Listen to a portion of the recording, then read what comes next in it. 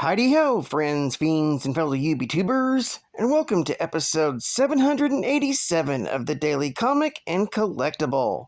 Today, the collectible of the day is the Mezco Toyz, Marvel Comics, 112 Collective, PX Previews Exclusive, Black Symbiote Suit Spider-Man action figure. Assembled on an all-new 112 Collective body, this 112 scale symbiote Spider-Man's body was developed specifically for it. This 6-inch scaled Spider-Man stands at 6.5 inches in height and is meticulously tailored with an exclusive black outfit with intricate silkscreen details. This symbiote Spider-Man from the 112 Collective features all-new advanced articulation that features over 30 points of intricate movement for a soft goods action figure that can be posed and displayed in literally any position you've seen him in within the pages of Marvel Comics.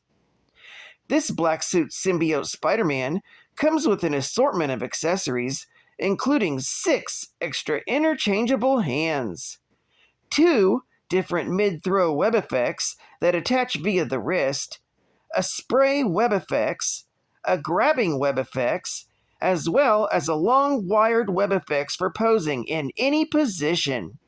Also enclosed is a logo base with clear posing post, plus a bonus clear magnet waist clamp for posing anywhere.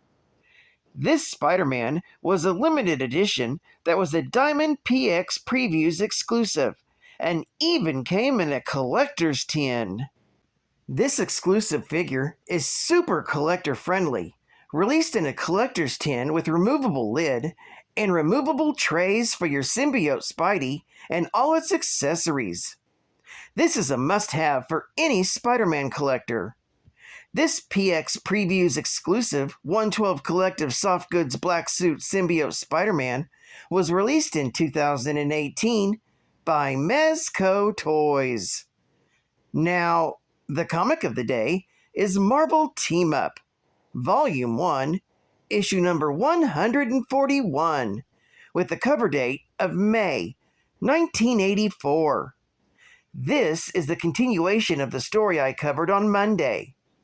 This issue features Spider-Man with Daredevil, with story by Tom DeFalco and Jim Owsley, art by Greg LaRocque, and cover by one of my all-time favorite artists, Arthur Adams.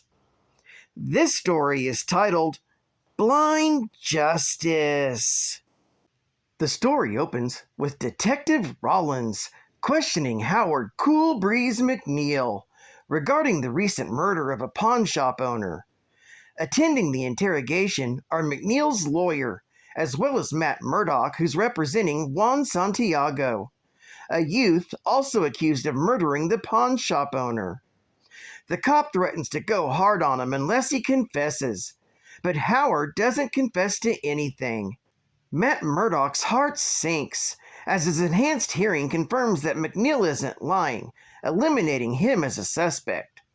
When the interrogation is over and the suspect released, Rollins asks Murdock what he thinks, and he admits that he thinks McNeil was telling the truth. Outside, Matt meets with Daily Bugle reporter Ben Urich to fill him in on what's going on. He recounts how he, the Black Widow, and Spider-Man attempted to find the real killer in order to clear Juan Santiago, and they found a good lead in Howard McNeil, a gang member who took issue with Santiago going straight. However, the gun they recovered in McNeil's possession didn't match that of the murder weapon. He doesn't want Juan to take the fall for a crime he didn't commit. When Urich questions Murdock regarding how far he'll go to prove Juan's innocence, Matt slips away while Urich's back is turned. Changing into Daredevil, Murdock scales the rooftops of Manhattan, thinking about how much he dislikes Ben Urich. This is because Ben always makes Murdoch constantly keep check of the balance between his vigilante activities as Daredevil and his oath to work within the law as lawyer Matt Murdock. Still, with Cool Breeze clear of any wrongdoing, this leaves the real murderer out on the loose. Daredevil also wonders where Spider-Man went during all of this, and wonders if he is one of the heroes who have recently disappeared. Meanwhile, the Black Widow is driven to Zelnick's pawn shop, the scene of the murder. Her bodyguard, Ivan Petrovich, questions why she would come to such a downtrodden neighborhood. The widow reminds them that they need to uncover the murderer of Zelnick in order to save an innocent man from going to jail for the crime. Seeing the pawn shop door open, the Black Widow goes inside and finds members of a gang looting the place. She warns them that the new owner will not be happy to hear that they are being robbed. However, the new owner, Frank Arnold, arrives and tells Natasha that the youths are helping him unpack inventory as part of a community service program. The Black Widow tells Arnold to think about that when a young man rots in prison for a crime that he did not commit. The encounter convinces her that Frank Arnold knows who the real killer is. Meanwhile, Daredevil is at the gang's hangout, trying to beat the truth out of the group. He beats the gang members into submission until one of them agrees to talk. Meanwhile, at the KINGPIN skyscraper, the crime boss gets a report from the arranger while he's in the middle of a fight training exercise. They're making record profits with the disappearance of most of New York City's superheroes, except for the east end of the city where Daredevil is interfering with operations. This angers the Kingpin, and he ends the session, asking to be fully briefed on the Daredevil situation in his office. Meanwhile, back at the police jail, Matt Murdock meets with Juan to discuss his case. Murdoch's not happy to hear that the gang framed him for murder because he was a thief and a mugger who was holding out on the percentage that he held out on the gang. Juan is furious that Murdoch made this discovery, but refuses to apologize for the life that he has led. He admits that Zelnick was his fence for the items he stole, but reaffirms that he did not murder the man. Despite his criminal past, Matt Murdock still believes that Juan is innocent.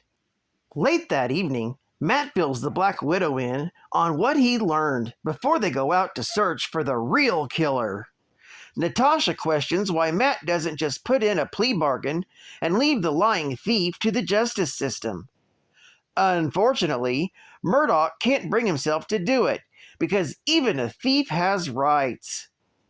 The Black Widow scoffs at Matt for taking the justice system to the extreme, but still agrees to help him. That's when she tells Daredevil that she is convinced that Frank Arnold knows something about the murder. At that exact moment in Central Park, reporters are still at the site where a massive structure abducted most of New York's heroes mere weeks before, and they just happen to be present to record the return of these same heroes. A reporter gets an eyewitness account of Spiderman, the first hero to return. As he tells a rather jaundiced version of the events of the encounter, Spiderman and Curt Connors are still nearby. Spiderman is looking for his street clothes, but discovers that during the weeks he was gone, some birds have turned it into a nest. Spiderman is still able to recover his keys and swings off to take Curt Connors back home to his family. The next day, Peter Parker goes to the Daily Bugle to find out what he's missed. When Ben Urich tells him how the Santiago murder investigation is back to square one, prompting Peter to make a disappearing act of his own, much to the frustration of Urich. Upon the roof, Peter wills his new alien costume to morph from street clothes into his new black and white costume. He's beating himself up over the fact that he was abducted before he could confirm that Juan Santiago was to be cleared of murder charges. But he swings off anyway to try and help. Later, at the offices of Murdoch and Nelson, Foggy Nelson and his secretary, Becky Blake, worry about how they've been losing clients since Matt has become absorbed in the Santiago case. They're interrupted by the arrival of Spider-Man, who's come for information. At first, they don't recognize him due to his new costume. After convincing them that he's Spider-Man, the wall-crawler discovers that Murdoch isn't even there to compare notes with and takes off. As he web-slings across the city, Spider-Man decides to go to the gang's hangout to see what he can learn from them. Meanwhile, Daredevil and the Black Widow are heading to Zelnick's pawn shop, where they're called down to the street by none other than the Arranger. He tells them that the Kingpin has sent him to offer the two heroes a proposition. At that same moment, Spider-Man watches as the gang members load merchandise into a moving truck. He recognizes the material as the same stuff that they were trying to take from Zelnick's pawn shop and decides to follow after them. He follows them all the way to Zelnick's, where he spies on them offloading equipment. The leader of the gang tells Frank Arnold that they're getting out of the business. That's when they're interrupted by some of the Kingpin's men. They explain that Zelnick was in the employ of the mob boss, and that they're aware that Arnold tried to buy into the business, but was refused. As such, they've correctly deduced that he was responsible for murdering Zelnick, so he can buy the business. Frank suddenly cracks and admits that he killed Zelnick during the blackout and begs for the Kingpin's men to spare his life. That's when Spider-Man leaps in and tries to prevent the Kingpin's men from potentially killing Arnold.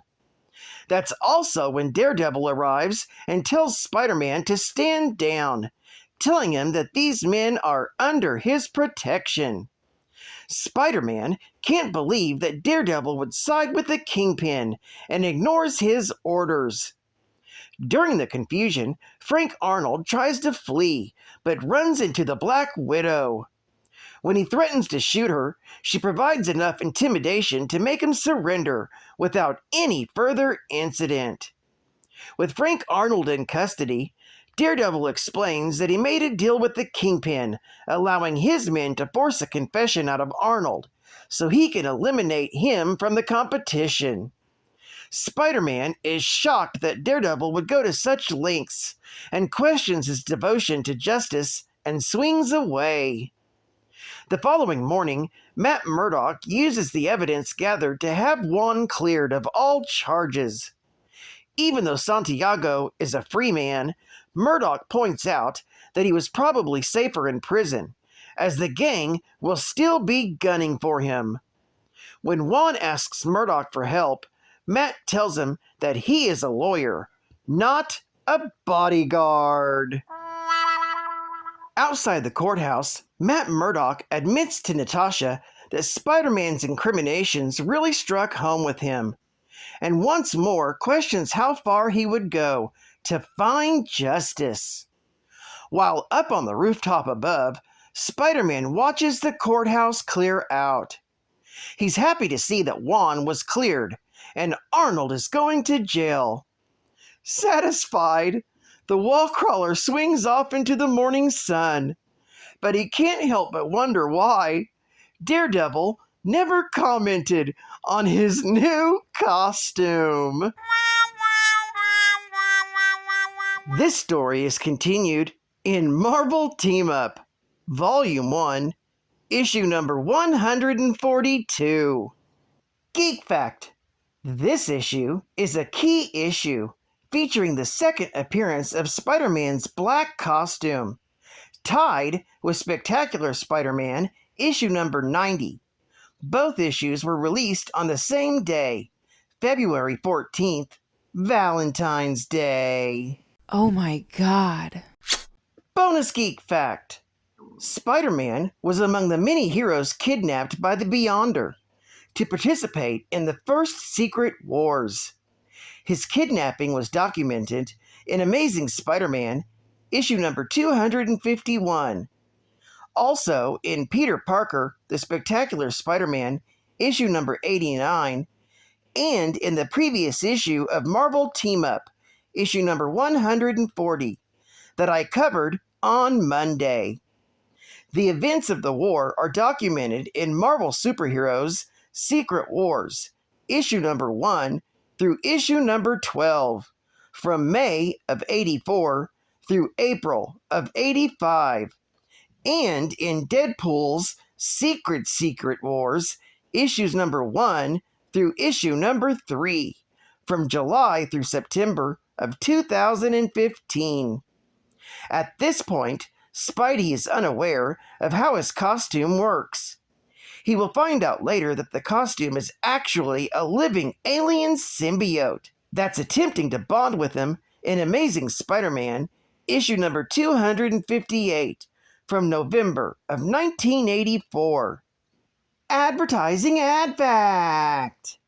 8 ways that you can play Frogger at your pad. Frogger is one of the all-time great award-winning home video games. And now Parker Brothers has programmed it into all the most popular video and computer formats, so you can keep things hopping in your own home. Catch Frogger along with Popeye, Cubert, Tutankhamun, and Super Cobra, where you buy your video and computer games. You'll find it absolutely riveting. Frogger, only from Parker Brothers. And remember, Frogger is a professional. Don't try this at home, kids.